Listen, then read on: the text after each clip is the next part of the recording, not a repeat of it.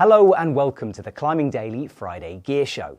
I like Tenaya shoes and I've forgotten how much, but it's been a while since I've had a pair on my feet, so it's time to introduce you to the Tenaya Indalo.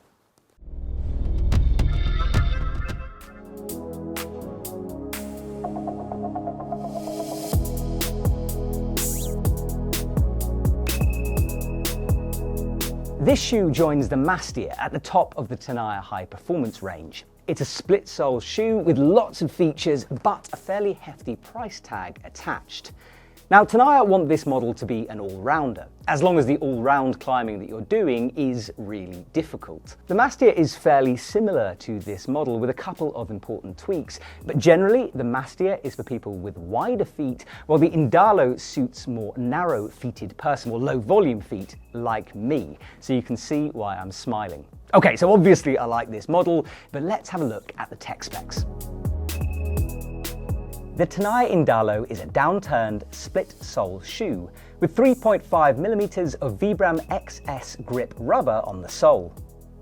XS grip is usually aimed at softer, slipper style shoes, but this compound tries to be good at edging as well. It's meant for weird holds like pockets and seams and small cracks, and will stand up nicely on a small edge.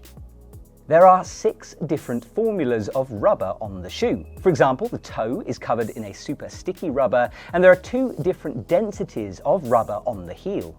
Tenaya have put a lot of thought into how the shoe feels, and the rubber is central to that. The toe box section is stiffer and narrower than the Mastia, but the split sole is a little bit more flexible than that model. This means the Indalo will be great for overhanging boulders or steeper sport routes. The toe ends in a chiseled point, and that makes it very precise. The heel is a bit shallower than on the Mastia, but it's finished with friction lock technology, a small vertical rib of rubber that provides more purchase on technical heel hooks. Fit is always a priority in a Tenaya shoe, and the Indalo has a dragster lace system, 2 Velcro straps that can be individually adjusted in length. It's a lightweight, highly breathable shoe with a thin tongue that wicks away sweat, but still provides lots of comfort. So that's the tech specs, but let's talk about how I found this shoe out there on real rock and in the climbing gyms. Well, Tenaya has always stood for performance and comfort, and the Indalo certainly delivers on that. It is a really good shoe. You can climb as hard as you'd ever want to in it, and yet the comfort is insane. You don't get that feet-breaking feel with other brands, and you really notice the difference when you're wearing this for sustained periods of time. But we need to talk about sizing, because I made a little bit of an error. So usually I'm a UK 9, but this is a UK 7.5. And I thought downsizing by that much would be okay, but it turns out I probably could have gone half a size even lower. There's a couple of dead spots in the shoe, and a tighter fit would have been better. Therefore, that's 2 sizes down on my street shoe for this model. It's definitely worth bearing in mind when you buy a Tenaya shoe, you've got to downsize quite a lot to get that glove-like fit. Let's talk about the dragster lacing system and the pros and cons with that. It's kind of a zigzag setup with 2 straps that can be individually adjusted, one on the back for the heel area and one on the front for more of the toe box and midsole section. Therefore, you can sort of loosen the front, tighten the back, and get a tighter heel hook for some savage heel hook moves. But honestly, I don't spend that much time fiddling with it. I tend to set it up in a sort of general setup, and 90% of the time, I leave it at that.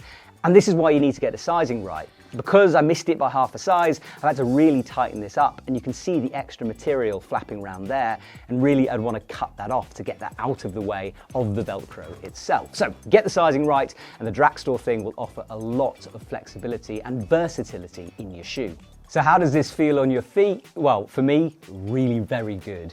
I brought it along on a climbing holiday as sort of my, tester shoe. I have it, I'll wear it, and I ended up never taking it off. And I was climbing trying up to sort of 7B, 7C on it in Margalef pocket pulling, and it did really well. It tries to walk that middle ground between softness and sensitivity with a bit of stiffness and power put in, and that's always difficult to get right. That split sole means it's really flexible, as you can see, but it has got stiffness down at the end, and I can put lots of power down into that toe box, and having the narrower shape of that really helps with that performance. The rubber itself is great, especially on polished limestone where all the little footholds kind of blend into one giant nubbin, but you can feel them. It's not going to be the best for slab climbing, maybe take something softer for Font or Alba Racine, but as an all-rounder that you can take everywhere, it does that very well. I always feel a bit weird talking about comfort with a high-performance shoe, because generally we size it down, your feet are crimped up, and you take it off between Boulder Tries or Red Point Sends.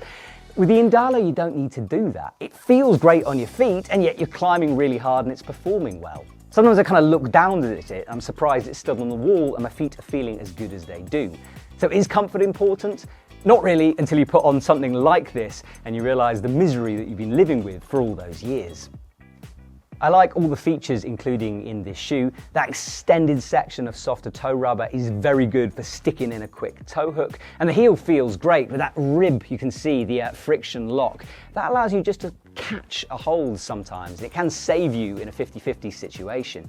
That with the lacing system, the comfort, the breathable tongue, it adds a very nice package to this high-performing shoe. Perhaps the one disadvantage the Indalo has is because it's aimed at an all-rounder, it's not a specialist. Therefore, it's not super stiff like the 510 Niad or very, very soft like the Scarpa Furia Air. It tries to play, well, the middle of those two shoes. And therefore, some boulder problems, some sport routes, you might want a more specialist shoe in your bag. But if you're going out to a crag you've never been to, you're on an on-site mission perhaps, having something like this that you can stick into weird holes and it will push you upwards and stick onto them, well, it's just so useful to have. I tend to use my all-rounder shoes more than any other shoes that I've got in my cupboard for that reason. I've used this outside sport climbing, outside bouldering and indoor bouldering, and I've really enjoyed using it. And with all shoes like this, it is going to be staying in my bag until I manage to break it. So well done, Tenaya. Mastia was always at the top of your range for so long, but for people with wider feet, they loved it. People like me with narrower feet, they struggled a bit. The Indalo fills that gap. And now if you have narrower feet, well, this is your top pick from Tenaya. If you want to find out more information or buy the shoe, there's links to the EpicTV shop down below and the entire Tenaya range there as well. Thanks for watching, and I'll see you soon.